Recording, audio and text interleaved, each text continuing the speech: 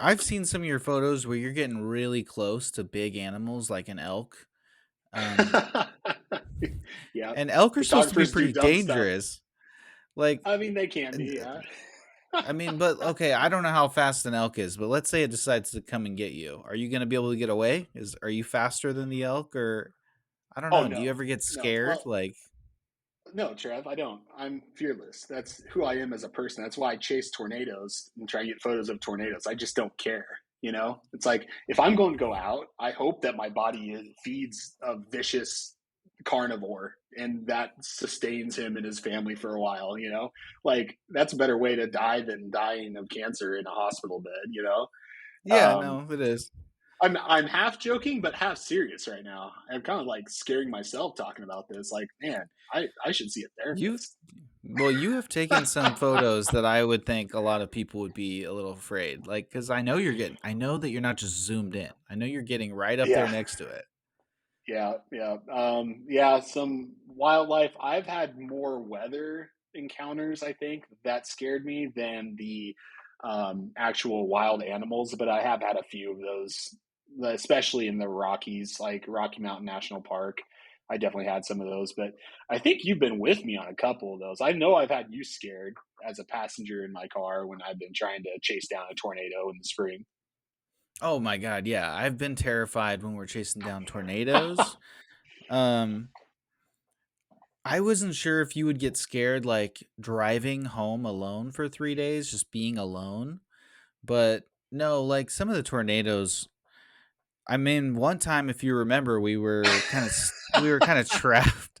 I feel like we were kind of stuck at the end of the gravel road, and we were about to approach a highway, and the wind was going so fast and throwing the rain in front of the windshield that we couldn't see like even a Yeah, foot in front of the windshield. So we just had to sit there. you And were I remember stopped. as Yeah, we yeah, we were stopped. And as we approached that where we were, probably 100 yards back, I remember as you were very slowly driving, I was looking out the window and I could see a little bit then, and I saw a huge arm of a tree just go straight down. And luckily it yeah. went straight down, but it was like, I mean, bigger than my body is around. I just saw it get ripped right off the side of a tree. That's how powerful that storm was. Um, Yeah, it was zero and visibility, and we were parked in the middle of the highway because I mean we were still in our lane, but we were parked, stopped in the middle of the highway because you couldn't see. We could not see 5 feet ahead of us, and I was the whole time thinking, it's like if there's a car behind us, we're getting rear-ended. Like they're not going to be able. They won't even see us till they hit us. Yeah, no, it could be a that was big a scary semi. time. Yes. Yeah, And then there another time that was really scary was um okay, so I've been in accidents on gravel roads, and so it makes me if I get major anxiety if you go over like 40 on gravel, and the speed limit is 50. I feel like 60 is about as safe as you can get. If you start going over 60, it's really not that safe on a gravel road, and we're basically zigzagging. And a gravel road to the next intersection, for those that don't know, is always 1 mile. So we're zigzagging. We're going 1 mile one way, taking a left, 1 mile, taking a right, 1 mile left. So we're making this giant zigzag. And the reason we're doing that is because the tornado is cattywampus behind us, coming right towards us, and it's like headed right for us, and you want me to drive so you can like hang out the window taking pictures of it, but at the same time you're screaming at me like I'm not driving fast enough, like it's gaining on us, and eventually you make me pull over and we get it's out of the only funny car, because and it's absolutely true.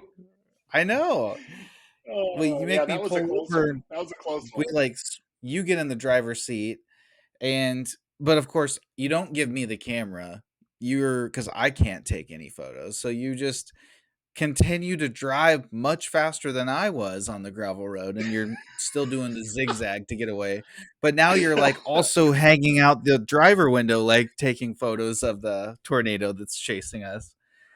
And so Yeah. I'm like for sure convinced that we're gonna end up wrecking and going in the ditch, and then the tornado's just gonna flatten us. Yeah. And then we got to York right before like softball hail hit, and so we parked underneath an awning at a bank. Yeah, that was a very vivid memory. I remember that. That was a night tornadoes, bad tornadoes hit south of the interstate. We were not far. Like we, it's always fun chasing those until you realize that it won't be fun at some point. Like if you get into a bad spot, like Mhm. meteorologists that chase these things get like pinched in, and then eventually sometimes they die. And then you always Well, hear on you these like shows like on like Discovery where they're like, oh yeah, this show is dedicated towards XY tornado chaser who died in the tornado of Manhattan, Kansas in 2021, and all their buddies are sad about it. It's like, they know more than I know. yeah. Well, you remember that night with the zigzagging? Like, we were basically parked for probably an hour and a half before it started to like, before the tornado formed and was coming at us, and I actually don't know if the funnel ever came and touched down. I think it was just there was a funnel that had started that didn't touch all the way, but it was a ridiculously huge wall cloud, and it was headed right towards us. But if you remember, there was, like, 10 storm Yeah, storm chaser chasers. news Yep, we were channel all in the cloud like, yeah, and that's same how I knew that intersection, was the was exact same serious intersection. business. We're, like, parked Hey, very close. hey, props Like, to that's how Nate you Johnson and just knowing how to get us there. Like, I'm not a meteorologist. I knew where to go to. That makes me feel like I'm pretty much a storm chaser. well, dude, I remember I was working in at a place that was pretty close to where you lived, and you would just be like send me a text and be like, "Hey, there's a tornado forming. I'm leaving in 10 minutes if you wanna come." And I would be like, I'm supposed to get off in half an hour, but okay, I'll be there." And I'd just be like message my boss, like, "I gotta go." And then I just So leave true. Oh, and, yeah. like, just leave 100%. my car at your house, and, like, who knows if I had plans that night, but I know, like, I'm probably leaving at, like, 3:30, and I'm not, who knows, I might not get home till midnight, and we're gonna go chase storms all that night. But that spring, first part of summer, we went, like, 10 times, Oh, and yeah. I can't think of a I just don't feel like there has been that many storms since that year. I don't know how many years ago it No, was, but yeah, we had a dry spell for sure. But yeah, we would, to your point with not knowing when you're going to get home. Sometimes we'd end up in Kansas. Like sometimes we'd end up in central mhm. Kansas. I mean, I've chased storms into like almost to Des Moines, like storm systems. You know, it's just yeah, those are simpler times. I feel like sometimes you're so naive with the decisions you're making that somehow you're protected because you don't know any better. It's absolutely not true. That is not how it is. But that's just kind of like what I look back at and be like, that's why I'm still alive. I probably should be dead with some of the decisions I made, but you know what? I'm still here.